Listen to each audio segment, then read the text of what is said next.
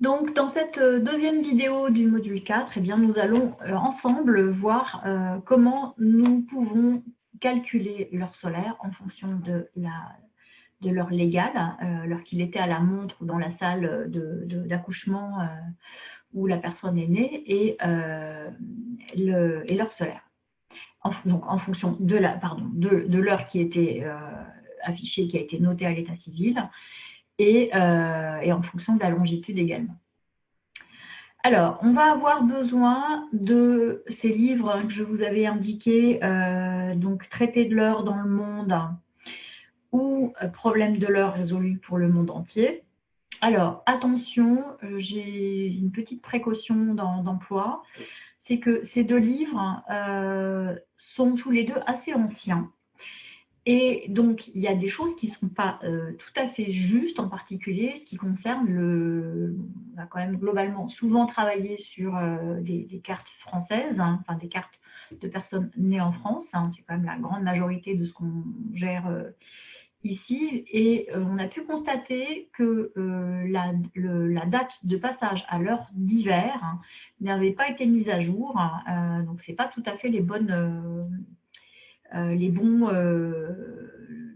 données. Donc, je vous ai scanné l'extrait de ce document-ci concernant la France en simplifiant un certain nombre de choses et en faisant justement des ajouts sur cette question du passage à l'heure d'été. Donc, comment ça se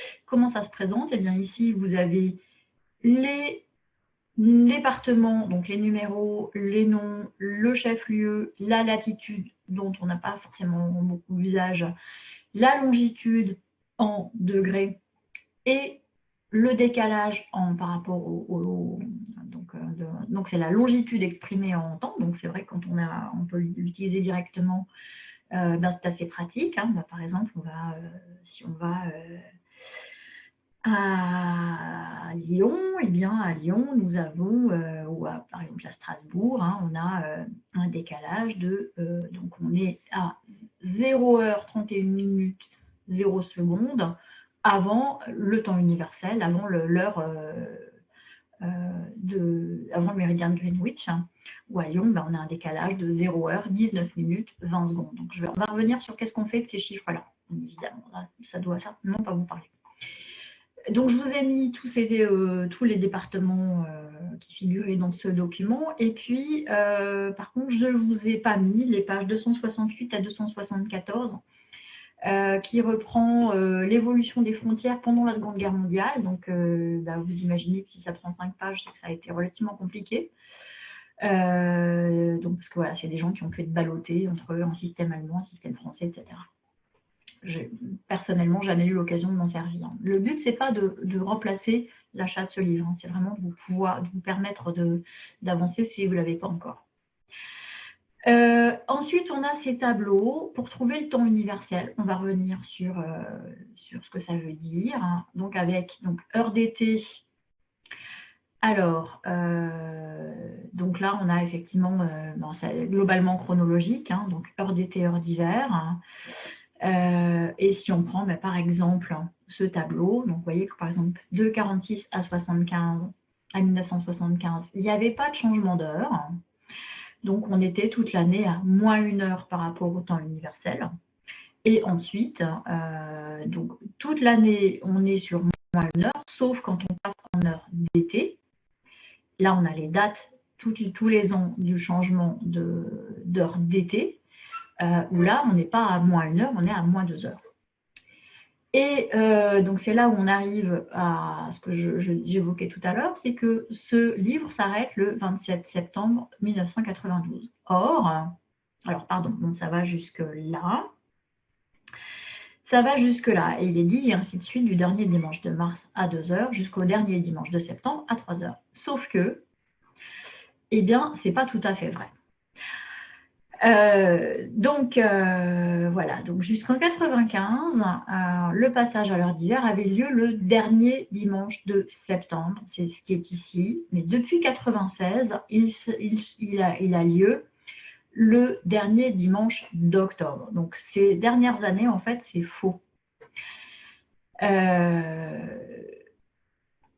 Donc voilà, il faut faire attention. Et depuis 2002, le changement d'heure a été synchronisé sur tous les pays de l'Union européenne. Alors, là, on arrive sur un petit niveau d'incertitude parce que donc il y a eu une proposition ces derniers mois pour supprimer la disparition, enfin supprimer ces changements d'heure, heure d'été, heure d'hiver. Tous les ans, il y a des articles là-dessus. C'est compliqué pour les enfants de se décaler, de se recaler, etc. Donc ça, bon, il y a un peu contestation aussi de l'impact, parce qu'au départ, c'était motivé par la recherche d'économie d'énergie. Visiblement, maintenant qu'on a des lampes plutôt à basse consommation, c'est pas si notable que ça, donc c'est pas tout à fait évident. Voilà. Donc il y a un référendum qui a eu lieu et donc il y a plébiscité globalement le fait de supprimer ce système de changement d'heure. Et il était aussi question de qu'est-ce que vous préférez, heure d'été, heure d'hiver. Et donc les gens ont plutôt préféré le fait de rester sur l'heure d'été. Ce qui est pas le plus logique parce que c'est là où on est le plus décalé par rapport au soleil. C'est-à-dire que là, on est décalé de 2 heures alors qu'en heure d'hiver, on est décalé seulement d'1 heure. Pour le moment, on en est là, c'est-à-dire qu'il y a un souhait qui a été émis. Personne ne sait pour le moment ce qui va être décidé et quand est-ce que ça va se mettre en place. Je pense que ce n'est pas si simple que ça, en particulier avec les compagnies aériennes, etc. De garder aussi une homogénéité au niveau de l'Europe. Donc, on ne sait pas trop ce que ça va donner. En tout cas, voilà, faites quand même extrêmement attention à ça. Donc, je reviens à mon diaporama. Donc, voilà, c'est alors l'un ou l'autre, hein, mais de toute façon, ils ont les deux inconvénients. Alors, oups. Alors, on a vu donc qu'il y a un décalage entre l'heure légale et l'heure solaire. Donc, il y a plusieurs niveaux de distorsion. D'abord, il y a ce qu'on vient de voir, hein, les heures d'été, heures d'hiver. Donc, ça, c'est une première source de distorsion. On a la longitude, dont on a parlé également tout à l'heure. L'heure étant la même sur tout le territoire d'un pays ou pas. Donc pour les grands pays, les pays qui sont très étendus, ce n'est pas le cas. Hein, donc il faut aussi se méfier de ça. Et donc on a vu aussi dans la précédente vidéo qu'entre Strasbourg et Brest, eh bien, il y avait un écart de pas mal de temps, de quasiment 1 heure, hein, lié à la différence de longitude. Il y a aussi une troisième source de distorsion qui est, donc je vous montrais tout à l'heure que, donc en tout cas dans la vidéo précédente, que entre le solstice d'été et le solstice d'hiver, il y avait un écart qui était pas uniquement, qui était pas d'1 heure toute ronde, hein, donc il y a aussi une distorsion qui est liée au fait que la longueur des jours n'est pas constante dans l'année. Donc, vous commencez à voir qu'on est sur des calculs qui sont quand même assez complexes et qui vont se faire en plusieurs étapes. Alors, on va y aller par étapes. Alors, voilà un petit exemple. Donc, voilà, c'est le décalage horaire par rapport au méridien de Greenwich. Donc, le méridien de Greenwich, il est quelque part au niveau du 0. Alors, il n'est pas tout à fait... le décalage horaire, ce n'est pas uniquement en fait, c'est les fuseaux horaires qui sont indiqués là. Donc, vous voyez que, par exemple, les États-Unis, eh bien, on est sur 4 fuseaux horaires avec les petites variations liées aux réserves, etc. La Russie, on a aussi plusieurs fuseaux. Par contre, la Chine, apparemment, ils ont le même fuseau horaire pour tout le monde. En Australie, on a 4 tranches horaires. Alors, il y a aussi, donc là, vous avez plus 8 heures, plus 10, et là, vous avez plus 9,5. Donc, il peut y avoir des décalages un petit peu divers et variés. Donc, voilà, le Canada également, on est sur plusieurs fuseaux horaires. Donc, donc là, ce n'est pas forcément quelque chose sur lequel on peut s'appuyer de façon claire, nette et précise. Hein. Donc, il vaut mieux récupérer tous ces livres dans lesquels vous avez c'est des livres qui font à peu près 400 pages, hein, dans lesquels vous avez pays par pays la description et aussi aussi l'évolution de ces réglementations qui ont souvent varié avec le temps. Alors, donc notre calcul, il est en plusieurs étapes. Donc, on va d'abord, en fait, on va déjà commencer par calculer ce qu'on appelle l'heure locale vraie. Donc ça, c'est ce qu'on cherche en fait. Donc là, on va d'abord, en fait, on va déjà procéder en deux étapes. Hein. C'est qu'on a une heure légale d'un pays ou d'une région. Nous, ce qu'on cherche, c'est l'heure solaire qui est ici, dans cette ville, à cet endroit-là. Donc, la première étape, c'est on va se ramener au temps universel. Le temps universel étant le temps au méridien de Greenwich. Ensuite, on va calculer l'écart entre ce temps universel et l'heure locale vraie. Alors, comment on s'y prend? On va y aller vraiment étape par étape. Donc, première étape, on passe de l'heure légale au temps universel. Alors, on va appliquer une formule, temps universel, c'est-à-dire le temps universel, c'est le temps à Greenwich, c'est égal à l'heure légale, plus une notion qu'on va appeler DTU, et DTU, c'est en fait, c'est delta par rapport au temps universel. Delta étant en mathématiques la notion d'écart. Ce DTU, on va aller le chercher dans nos fameux livres, hein. Donc en particulier ici, c'est ce qu'on va trouver à cet endroit-là. Donc par exemple, entre le 26, alors je suis dessus, donc 26 mars 2000, alors bon, là c'est faux, mais c'est pas grave, hein. 26 mars 2000 à 2 heures jusqu'au 24 septembre 2000 à 3 heures, eh bien, on va avoir un DTU de moins 2 heures. Donc, le DTU, c'est ce qui est indiqué par ces livres. Alors, donc, par exemple, pour donc midi, heure légale à Paris ou à Lyon ou à Strasbourg ou à Brest, le temps universel, donc c'est midi, c'est cette heure donc légale, plus le DTU, donc moins une heure, hein, puisque c'est, alors là je vous ai coupé le petit bout qui dit le reste de l'année c'est moins une heure. Donc c'est moins une heure en heure d'hiver et c'est moins 2 heures en heure d'été. Donc le temps universel c'est 11 heures heure d'hiver, 10 heures heure d'été. Donc ça c'est une première étape. Deuxième étape, on va passer de ce temps universel qu'on vient de calculer à l'heure solaire locale vraie. Et en fait, il va y avoir, pour ce faire, deux étapes. La première chose, on va déterminer l'heure solaire locale moyenne, donc ce qu'on appelle HSLM, heure solaire locale moyenne, et ensuite, on va ajuster selon la date, parce que ce que je vous disais, c'est que tous les jours n'ont pas la même durée dans l'année. Donc, je vous ai, voilà, juste pour illustrer ça, je m'étais une année donnée amusée à calculer quelle était l'heure légale qui correspondait au midi solaire à Lyon, donc tous les jours. Et en fait, eh bien, ça nous donne cette courbe. Alors, évidemment, les sauts correspondent au passage à l'heure d'été ici et au passage à l'heure d'hiver de ce côté-ci. Donc, si on les ramenait au même niveau, bien, on aurait cette ondulation comme ça qui fait qu'il y a une variation qui est quand même pas négligeable, hein, puisque là, je ne fais pas la différence comme ça, mais en tout cas, on a une variation qui peut être assez conséquente quand même.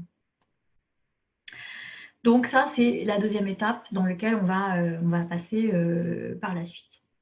Alors, on commence par déterminer l'heure solaire locale moyenne, donc HSLM. Alors, comment on fait? On applique cette formule, heure solaire locale moyenne, c'est égal au temps universel qu'on vient de calculer, plus ou moins la longitude. La longitude étant formulée en décalage de temps. Et alors, qu'est-ce qui fait qu'on va appliquer plus ou qu'on va faire plus ou moins? Eh bien, on va retirer la longitude si on est à l'ouest et on va ajouter cette longitude si on est à l'est. Donc, la longitude étant exprimée en heures, minutes, secondes, mais je le répète, hein, en heures, minutes, secondes, de temps, pas en heures, minutes, secondes, pas en degrés, minutes, secondes, bien distinguer les deux. Par exemple, donc on reprend nos midi heure légale à Lyon en heure d'hiver. Donc, on va avoir, donc on applique notre formule heure solaire locale moyenne, c'est égal temps universel plus la longitude. La longitude, on est allé la récupérer dans l'extrait du livre que je vous indiquais. Et pour Lyon, il est indiqué une longitude de 0 heure 19 minutes 20 secondes est. Donc, on est à l'est, donc on va rajouter cette longitude. Donc, on va faire 12 heures. Donc, ça, c'est l'heure légale. On a retiré notre DTU qui était moins 1 heure puisqu'on est en heure d'hiver. Et on ajoute nos 0 heures, 19 minutes, 20 secondes. Donc, notre heure locale, notre, là je me suis un petit peu mêlé les pinceaux, notre heure solaire locale moyenne est c'est 11 heures, donc midi moins 1 heure, c'est 11 heures, plus nos 19 minutes et 20 secondes, ça fait 11 heures, 19 minutes, 20 secondes. Alors voilà, ça c'est l'extrait, je vous mets, c'est un peu flou, hein, mais en tout cas le petit bout du livre « Problème de l'heure résolu dans le monde entier », donc qui nous donne, ouais, ça c'est la longitude exprimée en degrés, minutes, les minutes d'angle, minutes de degrés, et ça c'est l'équivalent en temps, donc c'est nos 19 minutes 20 secondes, et comme on est à l'est, eh bien, alors là c'est marqué, attention, parce que là, c'est marqué moins, mais nous, on va les ajouter à partir du moment où c'est bien cette formule-ci qu'on applique. OK, donc voilà. Donc ici, on parle d'un décalage de temps et pas d'un décalage de degrés ou d'angle. Alors, si on a récupéré la longitude en degrés décimaux, je vais vous expliquer comment on fait pour passer dans ce décalage de temps, parce qu'effectivement, on trouve dans ces livres les longitudes pour les chefs-lieux de chaque département en France, mais effectivement, si on veut être précis, il n'y a pas forcément d'enjeu à être précis à la seconde près non plus. Faut voir si on est près d'une charnière ou près d'un changement d'animal dans notre pilier de l'heure. Mais en tout cas, si on veut vraiment être précis, eh bien, effectivement, on peut chercher à affiner le calcul. On récupère notre longitude sur les sites que je vous ai indiqués précédemment et on va s'y prendre de la façon qui suit. On sait que nos 360 degrés de circonférence, donc la Terre, quand elle fait le tour sur elle-même, elle parcourt 360 degrés. Et elle les parcourt en 24 heures. Ce n'est pas tout à fait juste, parce que c'est un peu arrondi. Donc, 1 degré de longitude équivaut à 24 heures fois 60 minutes de temps, divisé par 360 degrés, donc alors je vous passe le détail, donc ça nous fait donc 1 degré égale 4 minutes de temps. Donc quand je trouve par exemple en place d'hétéro la longitude 4,83, je vous passe les détails, je fais quoi? Je prends ces 4, etc. Je ne suis pas obligée de prendre jusqu'aux 15 chiffres après la virgule. Donc, je sais que c'est est aussi, ça je le trouve ici. Donc, je prends déjà mon chiffre entier, 4 degrés. 4 degrés, ça fait 4 minutes de temps. Donc je sais que ça fait donc mes 4 degrés, ça représente 16 minutes de temps. Donc, je me mets ici déjà dans un coin 16 minutes. Ensuite, je prends le reste. Le reste, c'est 0,833549 que je multiplie, donc c'est 0,83, etc. par rapport à, donc c'est 83% en fait de 4 minutes. Donc je vais prendre ce reste et je vais multiplier par 4 minutes de temps fois 60 secondes de temps. Ça va nous faire 200 secondes,05 secondes de temps. Je ne suis pas dans l'angulaire. Et maintenant que j'ai le nombre de secondes, eh bien, je vais les recalculer pour avoir le nombre de minutes. Donc, 200 secondes de temps, je le divise par 60, ça nous fait 3,33 minutes de temps. Donc, je prends le chiffre entier que j'ajoute ici. Hop, et je ne les ai pas tout à fait mis dans le bon ordre. Donc, je prends le chiffre entier, je le mets dans les 3 minutes. Il va s'ajouter à nos 16 minutes qu'on avait tout à l'heure. Il me reste 0,33 minutes de temps que je me remultiplie. Donc, 0,33 minutes de temps, ça fait un tiers de minute, en gros. Donc, un tiers de minute, une minute faisant 20 secondes de temps, eh bien, ça me fait à peu près 20 secondes. Donc, c'est comme ça que j'arrive à... Alors, si je suis vraiment précise, parce que je n'ai pas arrondi, j'ai 19,8 secondes de temps. Donc, ça me fait 16 minutes plus 3 minutes plus 19,8 secondes. Ça me fait donc 19 minutes et 20 secondes. J'arrondis. Je retombe sur ce que j'avais dans le livre tout à l'heure. Alors, on passe à la deuxième étape donc, pour avoir notre heure vraie. Donc, on applique ce qu'on appelle l'équation du temps. Alors, donc, il va nous permettre de déterminer cette variation de la durée de l'heure, en fait, en fonction des jours. Alors, on va appliquer, alors c'est bien évidemment tous ces calculs, il faut être extrêmement rigoureux. Je vous donnerai tout à l'heure un outil qui va vous permettre de vous aider, mais il ne faut pas mélanger les minutes et les secondes, il faut vraiment être extrêmement posé, concentré, surtout si vous n'êtes pas à l'aise avec ces notions-là. Donc, on applique la formule heure vraie égale heure solaire locale moyenne moins E, E étant l'équation du temps. Et E, en fait, c'est, attention, ici, c'est bien un moins. E, c'est l'addition de données qu'on va trouver dans deux tables, donc la table F et la table G. Donc, on va additionner ce qu'on va trouver dans les deux tables. Alors, la table F, je vous la montre. Donc, elles seront bien sûr en téléchargement. Donc, c'est une... donc, elle donne le décalage. Alors là, vous avez les mois. Là, vous avez les jours. Donc, ça nous donne un décalage en minutes et secondes pour une année bissextile. Donc, la table G, on commence à peut-être le deviner, que ça va être la variation par rapport à cette année bissextile.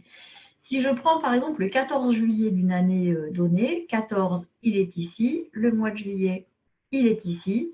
Donc, je vais, donc mon chiffre lié à la table F, c'est plus 5 minutes, 46 secondes. Donc, vous voyez qu'on peut avoir des variations qui vont jusqu'à 16 minutes ici au mois de novembre, par exemple.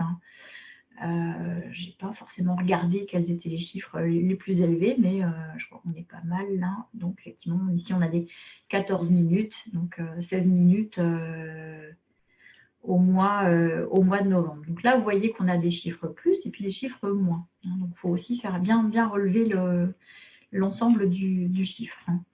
Si je prends le 15 août, par exemple, le 15 août, on est ici, le 15, hop, juillet, août, on est à plus 4 minutes et 22 secondes. Donc là, on parle bien de durée. On n'est pas sur des angles, on est bien sur du temps.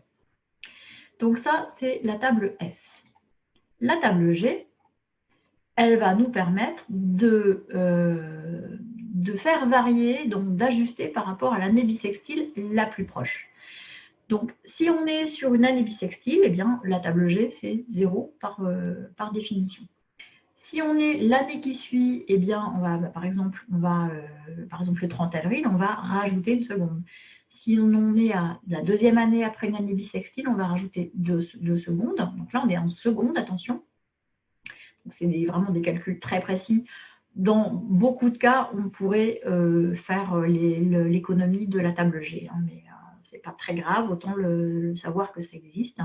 Et quand on est donc le 30 avril à la troisième année après l'année bissextile, eh bien, on est à plus 3 secondes. Donc là, le maximum qu'on trouve dans ces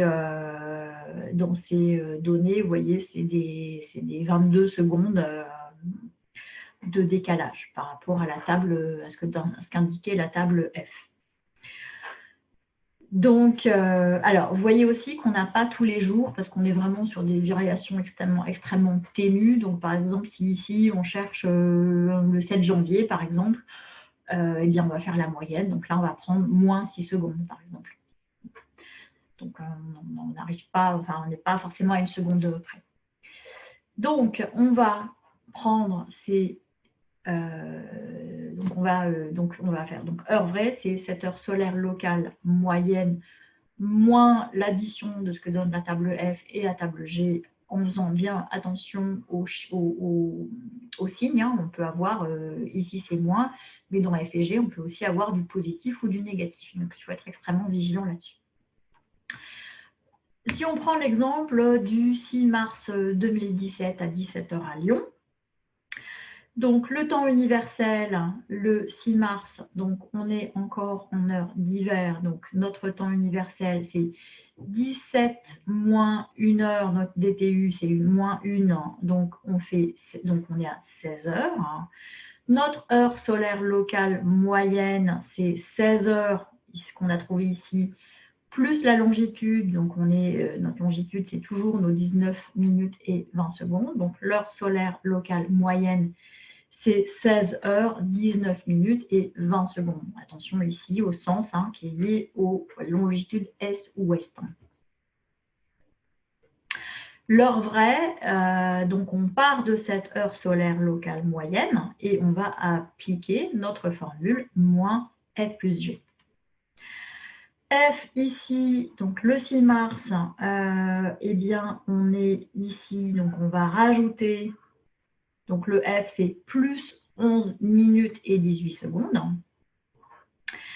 Et on va ensuite regarder, donc 2017, la dernière année bissextile, c'était 2016. Alors ça, comment on le sait? Eh bien, on a, dans le module 3, on a cet annexe-ci qui nous permet de, donc si je cherche 2017, voilà, ce n'est pas une année bissextile. La dernière, c'est la petite astérisque, c'est 2016. Ou sinon, on peut aussi le trouver dans l'annexe 3, celle-ci, qui était, voilà, donc ici, on a la liste des années bissextiles. 2016, on la retrouve ici.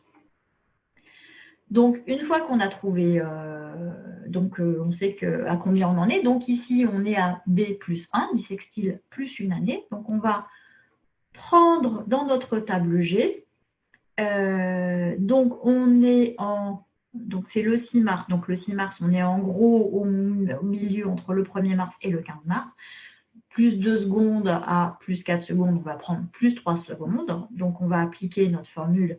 L'heure vraie, c'est 16 heures, 19 minutes, 20 secondes. Ça, c'est notre heure locale solaire moyenne. Heure solaire locale moyenne, décidément, je me suis emmêlé les pinceaux plusieurs fois. Moins, on ouvre la parenthèse. F, c'est 11 minutes, 18 secondes. Et G, c'est 3 secondes. Donc, on va faire donc 16 minutes, 19 secondes, 19 minutes et 20 secondes, moins le total de tout ça. Attention, il y a des minutes et des secondes. Donc 11 minutes et 21 secondes. Donc on va retirer. Alors ça, c'est une autre phase qui est un peu délicate. C'est que les soustractions et les additions dans les additions dans le système sexagésimal, on s'en sort encore. Les soustractions, c'est un peu plus compliqué encore. Donc là, à nouveau, il faut être assez vigilant. Donc, on arrive en tout cas à 16 heures, 07 minutes et 59 secondes. On peut arrondir à 16 heures 008, 16 heures et 8 minutes. Voilà, donc on est arrivé au bout de nos peines pour en tout cas sur la méthode. Donc, je vais vous proposer de faire des exercices. Donc, je vous propose 3 candidats de la dernière élection présidentielle, donc Marine Le Pen, donc née le 5 août 1968 à 11h20 à Neuilly-sur-Seine, donc 92. François Fillon, né le 4 mars 1954 à 21h15 au Mans, donc c'est dans la Sarthe, 72. Et Emmanuel Macron, né le 21 décembre 1977 à 10h40 à Amiens. Alors, si vous voulez vous amuser, vous pouvez, c'est assez facile en fait de trouver les heures de naissance de personnages publics. Vous tapez thème astral et le nom de la personne et vous allez en fait trouver trouver les données. Donc, si vous avez envie d'essayer, vous pouvez y aller. Alors, donc ça, moi, je vais vous laisser faire ces exercices-là. Je vous fournis en téléchargement des feuilles de calcul. Alors, que vous pouvez tout à fait vous en inspirer aussi pour faire vos propres trames, pour essayer de limiter le nombre d'erreurs. Donc, l'idée, c'est vraiment, personnage par personnage, d'y aller étape par étape. Donc d'abord, ok, je vous ai remis l'heure légale, vous notez la longitude que vous trouvez, vous la ramenez en temps, vous calculez première étape le temps universel, vous notez ici le DTU que vous allez trouver, le temps universel, le résultat que vous trouvez, votre heure solaire locale moyenne, je vous rappelle la formule, donc vous mettez ici donc, votre heure en temps universel, le signe plus ou moins en vous remettant la règle ici, longitude, donc ici c'est la longitude exprimée en heures, minutes, secondes, le résultat que vous trouvez, et ensuite l'heure vraie, donc l'heure solaire locale moyenne ici, moins ce que vous trouvez dans la table F, ce que vous trouvez dans la table G. Et donc ça vous donne l'heure vraie. Donc je vais vous laisser, donc là vous avez les 3 bases de calcul. Je vous laisse mettre en pause. Vous avez le corrigé à télécharger, donc, où j'ai découpé le calcul dans la même feuille de calcul que ce que je vous ai fourni avec quelques annotations supplémentaires. Donc, je vous laisse, une fois que vous aurez fait vos calculs, vous auto-corriger. Et puis, je vous invite quand même à poursuivre un petit peu la lecture de cette vidéo ensuite quand vous aurez fait ça, parce que j'ai un petit cadeau pour vous, mais c'est une surprise à ce stade-là. Donc, je vous dis à très vite. Donc, je vous ai promis une petite surprise. Alors, pour tout vous dire, moi, je ne suis pas du tout fan des calculs et je suis assez fainéante sur ce genre de choses. Donc, je vous ai préparé un tableau Excel pour tenter de vous faciliter les calculs. Je vais juste vous montrer à quoi ça ressemble. J'espère juste qu'il va s'ouvrir. Voilà. Donc, vous avez 2 onglets. Donc, ça, ici, c'est la reprise des calculs. Donc là, ce que j'ai mis de couleur bistre, c'est les plages à saisir manuellement. Donc là, vous avez à indiquer l'heure légale, donc l'heure de l'état civil. Là, vous avez le DTU que vous serez allé chercher dans le livre. Et donc, ça va vous donner, donc ça, c'est des formules de calcul. Il faudra juste reprendre la bonne ligne selon que je suis à l'ouest ou à l'est. Et donc, vous mettez ensuite la longitude. Alors, il y a aussi une feuille pour calculer ça. Donc là, il faut la ressaisir manuellement par contre, mais même si le calcul, il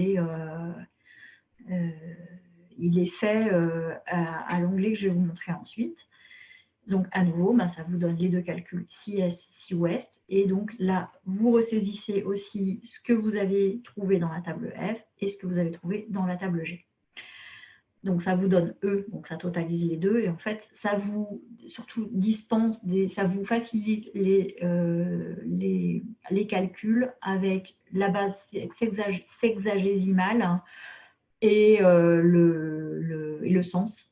Donc, c'est déjà pré-formaté. Et donc, ça vous donne l'heure vraie. Alors, attention, il faut bien prendre la bonne ligne en fonction de est-ce que je suis à l'est ou est-ce que je suis à l'ouest.